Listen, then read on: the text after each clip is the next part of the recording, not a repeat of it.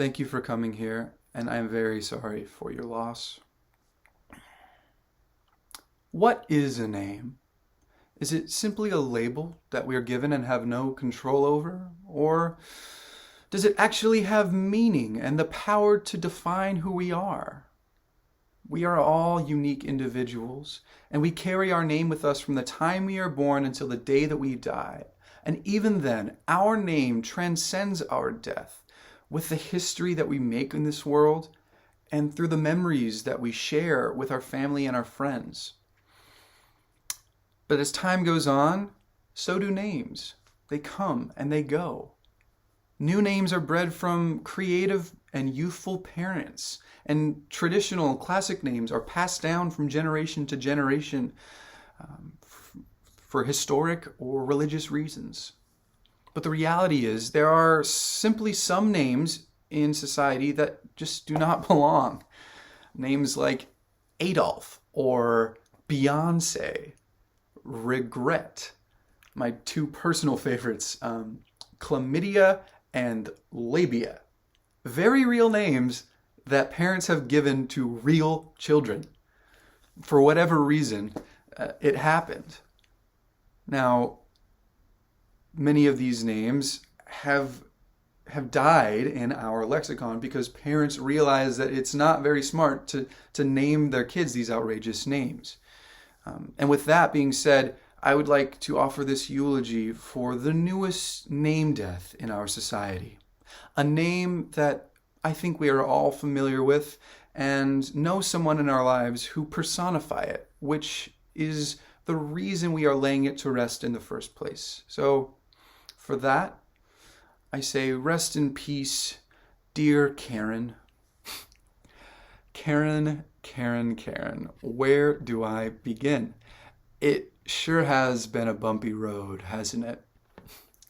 We all know who Karen is by now, and she has impacted our lives in one way or another, whether we like it or not. I think I can speak for everyone here when I say we aren't going to miss your self-entitled antics anymore, Karen. You were a middle-aged, smug white woman with a blonde bob who would be seen at the local restaurant asking for the manager just because you like to belittle and berate the waitstaff.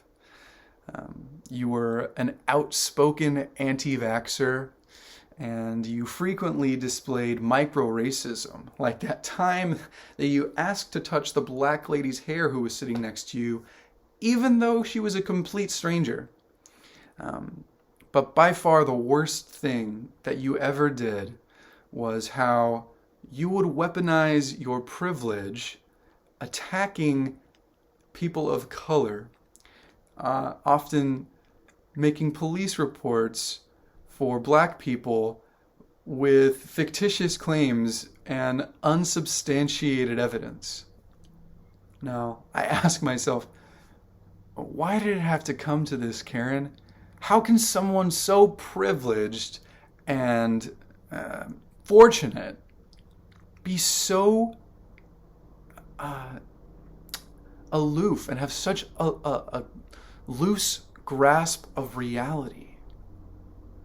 Whatever the reason, I sit here today and I say, thank you, Karen, on behalf of everyone.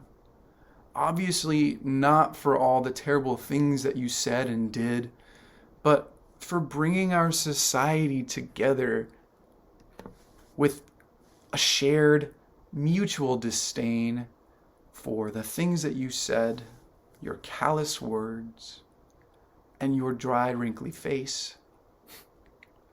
You had the world at your fingertips, Karen, and you flipped it the bird. And then the bird pooped on your head as you walked to your Chevy Suburban in the Piggly Wiggly parking lot. With that, I do need to mention something extremely important. It is crucial to note that not all Karens are in fact Karens. Unfortunately, there are thousands of women whose driver's licenses, passports, and name tags all bear the name Karen with it, along with the unscrupulous burden that comes with it in recent years. And for those poor individuals, you have my utmost sympathy. But this is why I'm giving this eulogy today. Not to mock or twist the knife for all the non-Karen Karens who probably have feelings of betrayal and hopelessness from their name, but to ensure a future where not a single child more has the horrible misfortune of having their parents foolishly name them Karen. Let's remember that so we don't make these mistakes. It's my hope that we can come together and learn from this death so that we have the gained knowledge to have a realization to strike the name Karen from our day-to-day lives altogether and the negative connotations that come with it. I don't want another poor girl to have to deal with being called Karen for no reason. And that's why, with that, I say to you, Karen, from beyond the grave, may you rest in peace, never to return again. For in the death of your name has come the birth of a society with shared common ground and understanding. Rest in peace. Thank you.